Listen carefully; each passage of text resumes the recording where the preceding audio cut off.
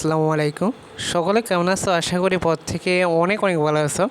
আজকে এই ভিডিওটি অনেক গুরুত্বপূর্ণ, সকলের জন্য গুরুত্বপূর্ণ একটা আপডেট নিউজ নিয়ে হাজির হয়ে গেলাম। কিছুক্ষণ আগে আপডেটটি প্রকাশিত হয়েছে যে 19-20 যে প্রাথমিকের শিক্ষক নিয়োগ পরীক্ষা শুরু 22 এপ্রিল।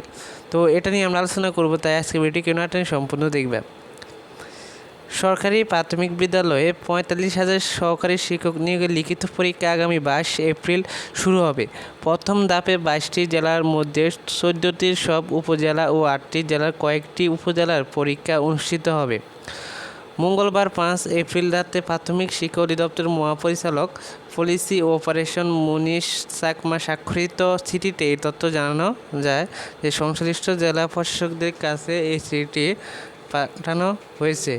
এতে বলা হয়, সরকারি প্রাথমিক বিদ্যালয়ে সহকারী শিক্ষক নিয়োগ 2020 এর লিখিত পরীক্ষা আগামী 22 এপ্রিল অনুষ্ঠিত হবে। ওই দিন বেলা 11টা থেকে 12টা পর্যন্ত নিজ নিজ জেলায় এই পরীক্ষা অনুষ্ঠিত হবে। চিঠি থেকে জানা যায়, আগামী 22 এপ্রিল চাঁপাইনবাবগঞ্জ, মাগুরা, শেরপুর, গাজীপুর, নরসিংদী, মানিকগঞ্জ, ঢাকা, মাদারীপুর, মুন্সিগঞ্জ, লক্ষ্মীপুর, ফেনী, চট্টগ্রাম, মৌলভীবাজার, লালমনিরহাট জেলার সব উপজেলার লিখিত পরীক্ষা অনুষ্ঠিত হবে। এছাড়া সিরাজগঞ্জ জেলার উল্লাপাড়া, বেলকুচি, সুহালি, কামারকন্দ, গাজীপুর, যশোর জেলার জিকরগাছা, তোমরা এই নামগুলো দেখে নাও। এগুলো আমি বলতে গেলে অনেক সময় লাগবে, এখানে বিভিন্ন নাম দেওয়া আছে উপজেলার নাম।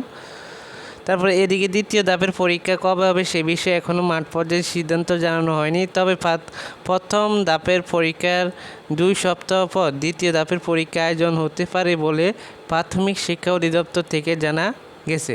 তো এটাই ছিল সকলের জন্য গুরুত্বপূর্ণ একটা আপডেট, যারা পরীক্ষা দিতে চাচ্ছ যে প্রাথমিক শিক্ষক নিয়োগ পরীক্ষা, তাদের জন্য তোমরা এখান থেকে দেখে নিবা যে কী তোমরা কোন উপজেলা থেকে পরীক্ষা দিতে পারবে, কবে পরীক্ষা হবে।